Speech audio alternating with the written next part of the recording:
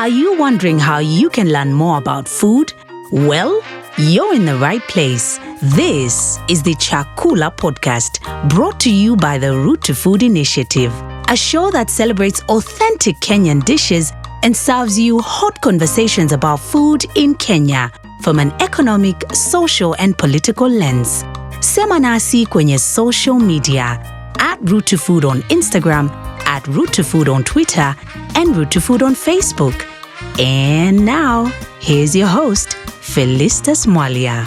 Hello and welcome to another episode of the Chakula Podcast. Today I'll be joined by Karuri Githaka. He is an artist and a regenerative farmer from Kirinyaga County. He'll be talking to us more on GMOs. Karibu sana Githaka. Nashukuru sana. I'm glad you could make it today and looking forward to learn more about GMOs. Maybe you can start us off by telling us briefly what GMOs are and how they are made and why. GMOs, genetically modified organisms. These are organisms that have been altered through genetic engineering, specifically by introducing genes from an unrelated organism into the plant of an animal or plant cell. Into the cell of an animal or a plant. How they are made, a lot of us have heard about BT cotton, BT maize. So BT stands for Bacillus thuringiensis. It's a bacterium naturally found in the soil, but which has been identified to be lethal to some worms like silkworms, and now to also like corn borers and cotton bollworms, all of these. Now, what happens is that scientists take the gene out of this bacterium and insert it into plant cell, for instance, say a maize cell. And from there now, they propagate this through tissue culture and produce plants that have the bacterium gene within them. The reason we're told for this is that this now produces a plant that is naturally resistant to these worms, like the cotton borer, the corn borer. And, they're hoping also it will be helpful with the armyworms, okay? So now that's your now genetically modified plant. Some of the other reasons that we are given for the necessity of these GMOs, they may alter the plant so that it's, say, like drought or resistant to certain weather conditions, or that it's disease resistant, like for instance what they did with the Irish potato in Ireland against the fungus that was a bane to the farmers there. Or they could do it to enhance nutrition, like what they've done with the golden rice, which they introduced in India, which is supposed to have vitamin, or like the GMO banana they introduced in Uganda, which is supposed to have more iron in it. Is that really the situation at the ground? Like improving nutrition? Well, you see, like say with the golden cotton, after the farmers had been long introduced into monocropping rice and all the other nutritional plants taken away through use of weed killers, through them being declared weeds. Now it was identified that there's there's malnutrition because people are concentrating too much on just rice, okay? And now here comes Monsanto and all of them to save the situation with a genetically modified rice seed, which is called golden seed, which is supposed to have now vitamins. But when you check the rice itself, the amount of vitamins it offers is actually negligible compared to the traditional vegetables that would naturally be have been available to the farmers and which can still be grown by the farmers. So it's really not a solution in itself at all, and it doesn't address the issue that diversity of food crops is actually what will lead to better nutrition. Same with the banana. Same with the banana in Uganda that was supposed to have more iron. Yeah, maybe away from that, what is the history and current status of GMOs in Kenya? Kenya in 2006 joined other African Union countries in passing a resolution against GMOs. In 2009, legislation was passed in Kenya banning the use and the growing of GMOs. And in 2010, the NBA, the National Biosafety Authority, was formed as the regulatory body to deal with all activities regarding GMOs and also enforce the ban on GMOs. So officially, GMOs are not in Kenya officially, okay?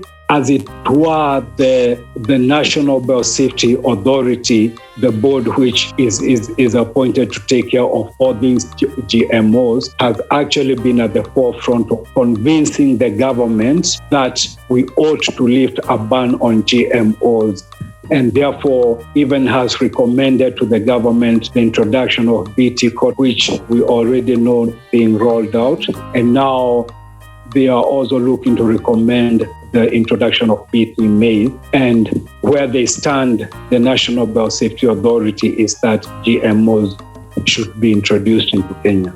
I believe the same thing also applies to GM cassava, which I think is under trials. Yeah, they're trying all of these things with an eye to introducing them.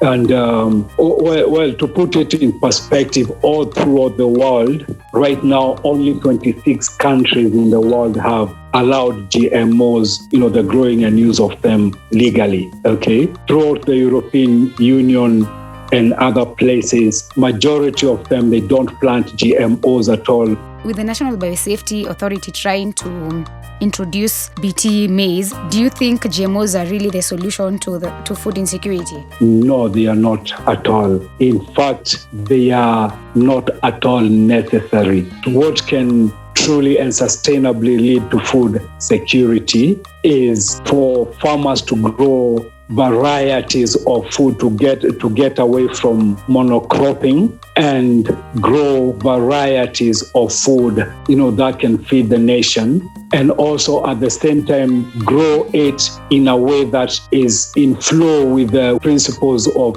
nature, so that you're using regenerative methods, you're using the ways of nature to, say, for instance, balance the issue of pests, because actually in nature there are no pests. Everything happens in a balance. In nature, there is no plant that is called weed. We only call weed the plant that we don't understand either its nutritional value or its value within the environment of our farming, So therefore, biodiversity and an eye to working with natural methods is what will lead to both food safety, because when you grow lots of different foods, if one doesn't give as much, then you have guarantee that all these others will give, And at the same time, if you grow many different plants within your farming area, these plants work synergistically to uplift each other, to help each other, that they are not overrun by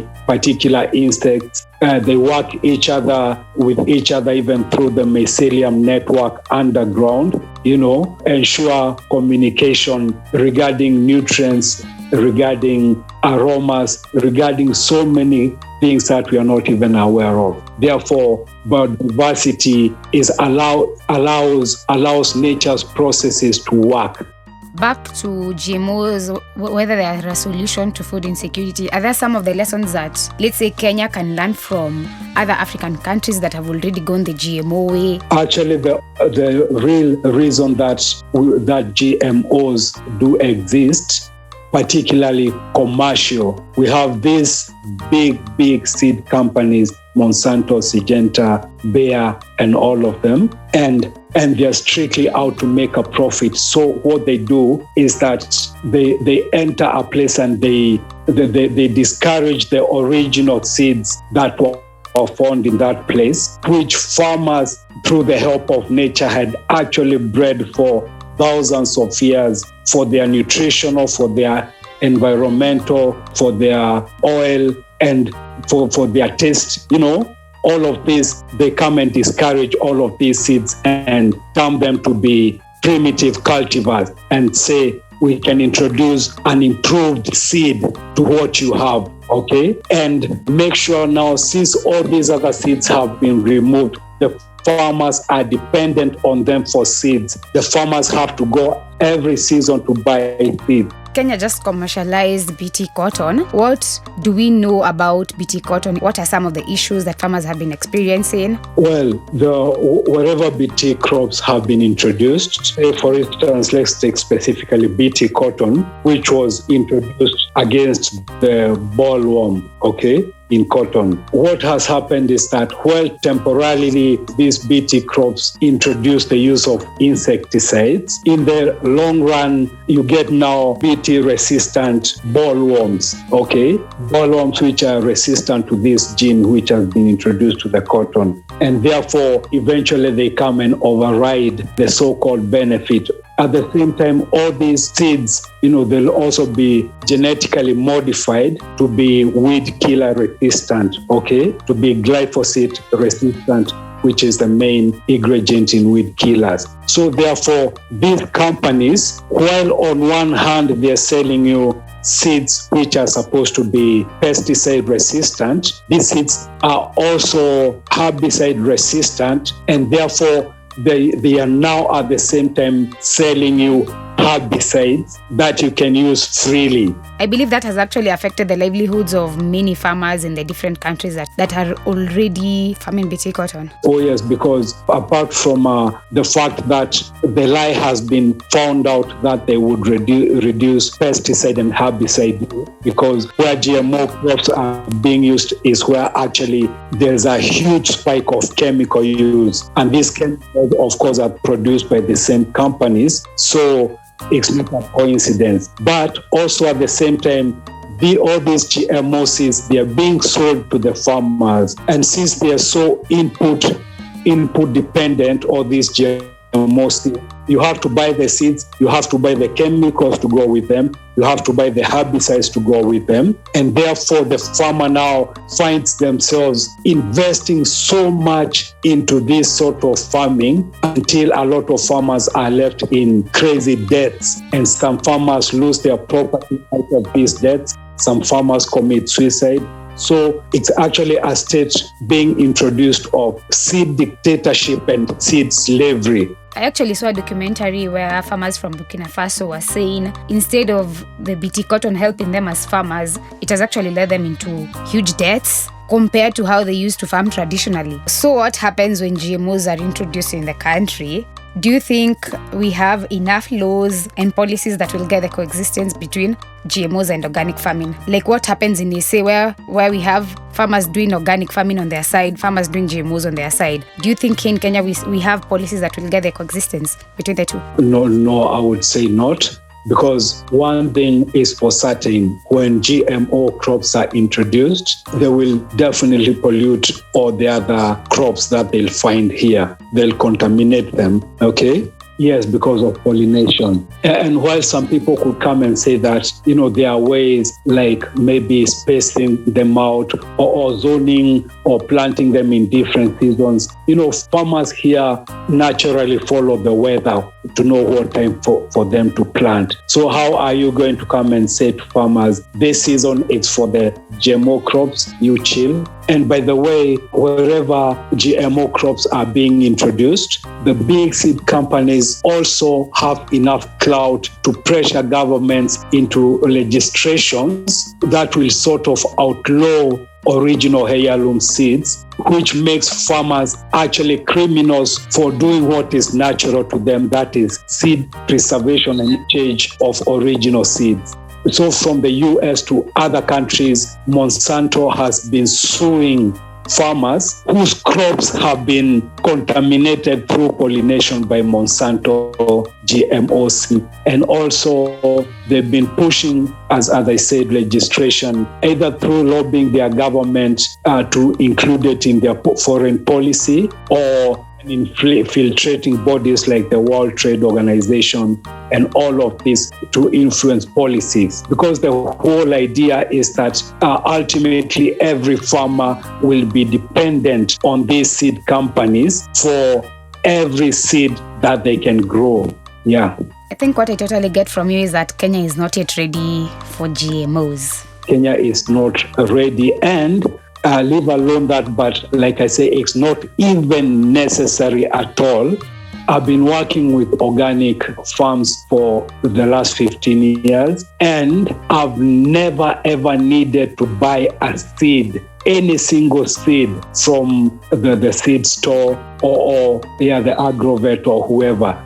But I've been at the same time collecting the original seeds. The maize seed that I have, I've had it for more than 10 years, and I keep propagating it and sharing it, and it goes from strength to strength, okay? So it's the same with the sorghum and with different vegetables and a whole lot of other crops. You don't ever need to buy seed. You don't ever need to buy chemicals for your farm. You don't ever need to buy fertilizer. It's all not necessary. Let's not be sold on that lie.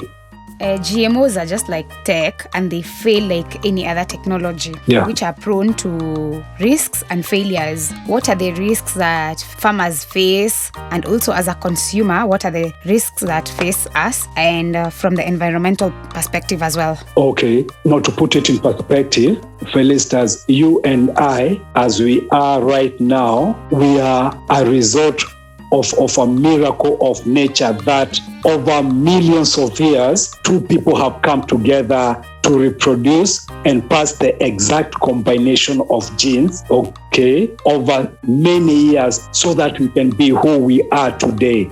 Okay, it's a very intricate and delicate process. So if anybody tells you that they can safely manipulate that process, well, I'll leave it to you to believe or not, okay? So genetically modified organisms, or specifically crops, okay? Even the scientists that have done them, they cannot vouchsafe 100% that they do not even have any idea what sort of effect it will have on you, the consumer, okay, or on our environment through these crops interacting with other plants that they found there, okay? The people who argue for GMO crops and their safety, they claim that these crops have not been found to be conclusively unsafe, okay? And that's why they cannot be declared to be unsafe, okay? As in saying, these crops are innocent until proven guilty. What I mean is that we don't have the facts, we don't have the full facts of them, but we'll declare them innocent meanwhile, as we are looking for the guilt in them. There's nothing conclusive in this science that these things are safe. For our environment, apart from the direct pollution of other plants, it's been found that where GMOs are most used, like for instance, Brazil is the number one grower of GMOs. It's also the number one user of pesticides and herbicides and other chemicals. It's not a coincidence, So these GMOs actually affect farmers. And even though, if you allow me to declare, the worst thing also, apart from enslaving farmers, because these GMOs have also been inserted with terminator genes, okay? Terminator genes, what it means is that they've introduced a little virus into them that affects the embryo of these seeds, and therefore this seed will not reproduce again after you plant it, okay? So therefore you have to go and buy the seed every time you want to plant. The intention is to ensure that every farmer in the world has to go out and buy these seeds whenever time they want to plant them. Apart from that aspect of enslaving farmers, is also the sheer audacity of enslaving the seed itself, because seeds have a right in themselves. I would even put it as sacred right, because they are the vehicle that perpetuates life, that passes on the continuity of life. So they have a right to be exempt from interference, contamination, sterilization. You also have a famous phrase My path has led me to engage in seeking ways to live wholesomely. What does that mean in relation to approaches to food, diets, and farming methods in Kirinyaga? My interest in discovering the actual, real, and sustainable ways to live led me to ask questions regarding food, how we get it, how we plant it, how we eat it, how we distribute it, the rights of, why should some people have excess and why should some people starve, okay? And this is the path that has led me, first of all, through organic farming naturally, realizing the need to preserve original seeds, and at the same time, most of all, realizing my place as one of nature's agents, just like the bird that comes into the garden, drops its feces, and in it there's a seed that grows, just like the bee that comes and buzzes around flowers and gets its nourishment, while at the same time ensuring pollination and therefore the continuity. Even my place at the farm is to be part of the natural cycle of things, okay? And therefore, my footprint, is not based on controlling and having dominion or domination over the land, but actually learning from Mama Earth and all the other creatures, how we can all live in that interrelatedness, in that interconnectedness, and therefore establish a thriving way of living, which is beneficial to all of us that constitute nature, from the soil to the plants to the organisms, the people, the animals. And regenerative farming, which in its practical ways is establishing like a food forest, whereby you're taking the template of a natural forest. A natural forest is always in abundance. Nobody ever goes to till a natural forest. Nobody ever goes to plant new seeds. Nobody ever goes to spray pesticides. Nobody ever goes to introduce new improved seeds. Yet a natural forest is a symbol of a thriving ecosystem, feeding thousands of organisms and ensuring natural weather patterns are maintained. As we wrap up, if you could ask the listeners who are listening to the podcast to take action on the question of GMOs, what would you say? Well, I would say, first of all, I'll reiterate that they are not necessary at all, either for food security or for environmental well-being or for nutritional well-being. So therefore, let us shun them unequivocally, okay? Secondly, let us remember within ourselves and together with each other of the natural ways that have sustained us generations upon generations. Let's tap into that natural wisdom and let's work as one with it, and surely we will not go wrong. Let us disassociate from a lot of the lies that have been sold to us, and look within ourselves for the blueprint of how we really should live. Thank you so much, Githaka. Thank you, Felix.